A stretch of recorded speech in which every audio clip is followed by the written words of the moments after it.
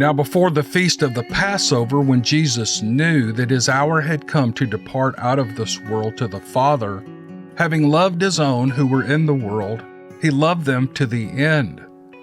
During supper, when the devil had already put into the heart of Judas Iscariot, Simon's son, to betray him, Jesus, knowing that the Father had given all things into his hands, and that he had come from God and was going back to God, rose from supper. He laid aside his outer garments, and taking a towel, tied it around his waist.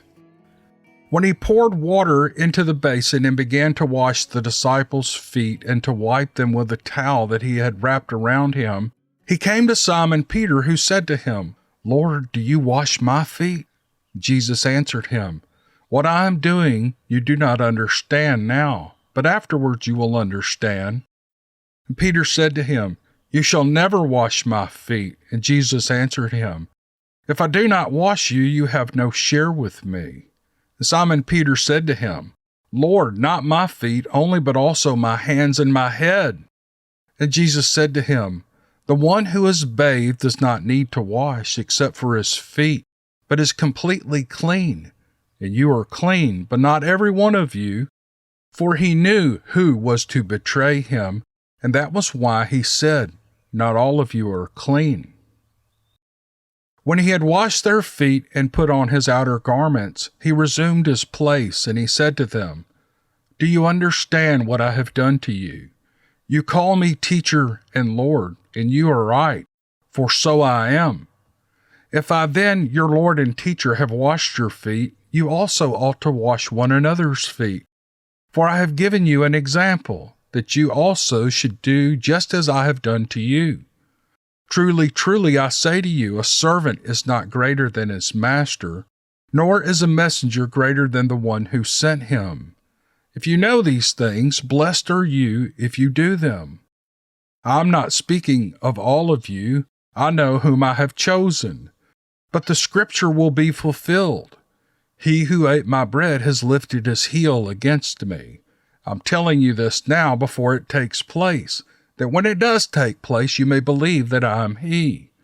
Truly, truly, I say to you, whoever receives the one I send receives me, and whoever receives me receives the one who sent me."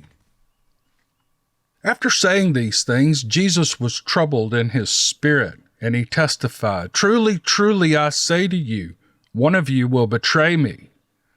The disciples looked at one another, uncertain of whom he spoke.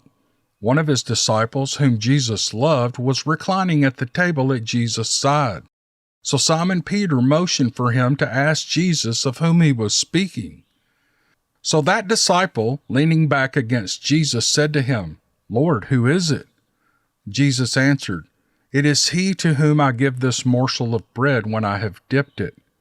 So when he had dipped the morsel, he gave it to Judas, the son of Simon Iscariot. Then after he had taken the morsel, Satan entered into him. Jesus said to him, "What you are going to do, do quickly." Now no one at the table knew why he said this to him. Some thought that because Judas had the money bag, Jesus was telling him, "Buy what we need for the feast," or that he should give something to the poor. So after receiving the morsel of bread, he immediately went out, and it was night. When Jesus had gone out, Jesus said, "Now is the Son of Man glorified, and God is glorified in him. If God is glorified in him, God will also glorify him himself, and glorify him at once. Little children, yet a little while I am with you.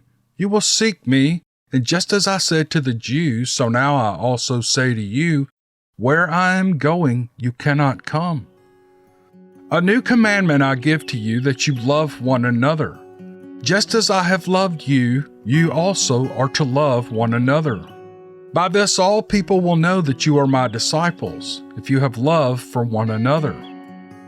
Simon Peter said to him, "Lord, where are you going?"